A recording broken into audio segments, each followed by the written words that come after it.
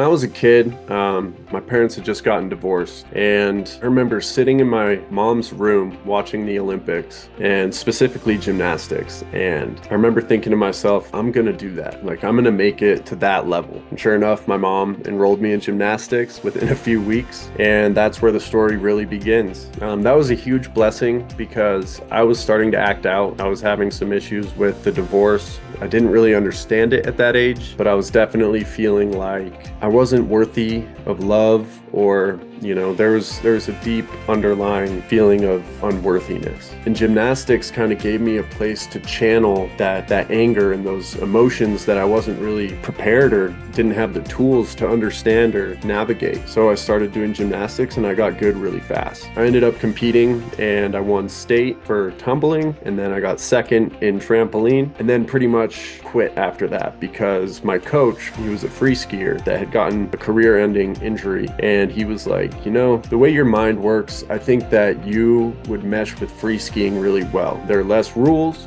it's more fast-paced, and he just thought I'd really enjoy it. And he was right, I did. From that point on, I remember watching ski movies with my friend Joss Christensen, who he actually ended up winning the 2014 Sochi Olympics for ski slope style.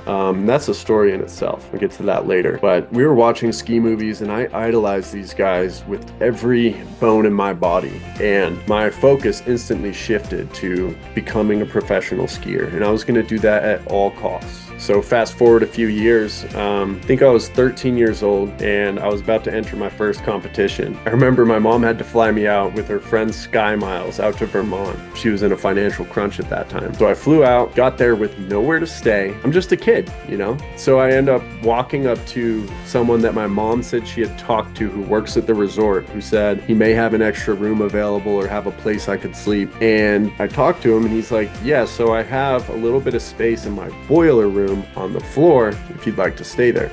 Me as a kid, I didn't care. I was like, I'm here to compete and ski and have fun. I'll do whatever it takes. So he let me sleep on the floor in his boiler room. And as a kid, I got into my head that it was haunted and stuff, and I was kind of freaking out. But I was still able to get up, go ski the best I could, and I ended up winning that event. And I was actually in the juniors division because you had to be 14 and above to enter the men's. So when I was 13, I won the juniors division, and then came back the next year when I was 14 and I won the men's division. That was really cool because I was standing on the podium next to two of my idols. And I still felt like I wasn't even close to my potential. I still could feel that I was getting better and better, but it did come as a surprise. I didn't know that I was that good yet. So anyways, that actually got me qualified into one of the biggest events at the time, which was the US Open. And I was one of the youngest to ever be pre-qualified. I think I would have been 15. And I was actually training for that event in the half pipe, which is not something I compete in anymore, or pretty much stopped after this incident. But I was training in Breckenridge. I fell, I blew my knee, I got a really bad concussion. And one thing I hadn't told you yet, but the summer leading up to this training session where I got hurt, I had been in a car accident and gotten a TBI.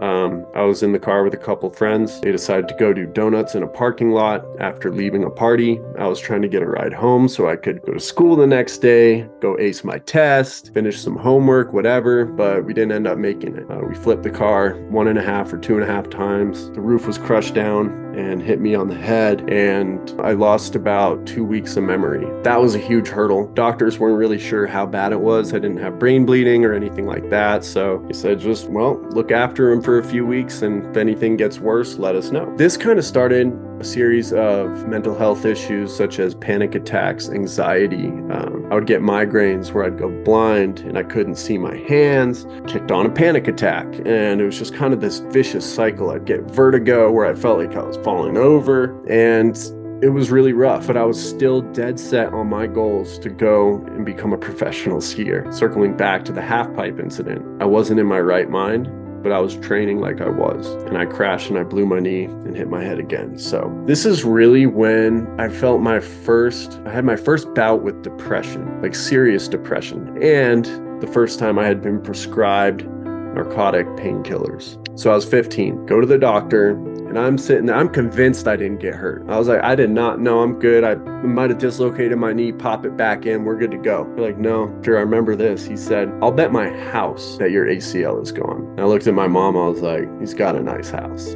pretty sure my ACL's gone. So I go in to get surgery. I got a cadaver graft, and that's when the rehab process really kicked in. So I was in the rehab facility working on getting my flexion back, my extension, really trying to work the injury in my knee. But the thing that I wasn't working on was my mind. I was very depressed. I would stay in the basement at my mom's house playing video games all day, every day, barely sleeping at night, absolutely not on any schedule. And I felt really uncomfortable. Like I had lost everything. You know, as a kid, that felt like everything. And I was afraid of the outdoors. The light bothered me. I think that was from concussion symptoms. It was really tough because I wanted to go play and do things because I was an active kid. That's what I loved to do, but I just couldn't. I didn't feel comfortable. And that was kind of ruining those sports for me. I do remember the kids who helped me get out of it, and they were some of my best friends. They came over one day and they said, dude, get up. We're going skateboarding. You can't just hang out in your house in the basement all day, every day. So I grabbed my skateboard and I went with them. I think I made it about 20 minutes. And then I started having a panic attack. So I'm going home. So eventually I finally got out there for an hour, and then 2 hours, and then it kept going. I was like, all right, now we're building some momentum. My mom brought me to Mount Hood. I started skiing for the first time again. It was about 8 months after my knee injury. She always says, you were skiing backwards faster than I was forwards. My mom was an Olympic downhill ski racer, so she can ski pretty fast, but I think she was being generous. Anyways, I got back on skis and I kept fighting for my goals. When I was 18, I had qualified for the X Games. The first time I'd ever been. This was the dream. I was watching these guys since I was a little kid. I saw it. I just wanted to make it happen, and now I had. And I actually fell in my slopestyle runs, and that was the event I had qualified for. And I remember looking over at the big air jump, pointing at it, and I was like, I'm gonna get my redemption on that jump. But I wasn't in the big air. So I was a wishful thinking kid, but it paid off because my idol, Tom Wallish, had actually gotten injured and dropped out, and he gave me his spot. So I got into the big air and I won. It was the craziest night of my life.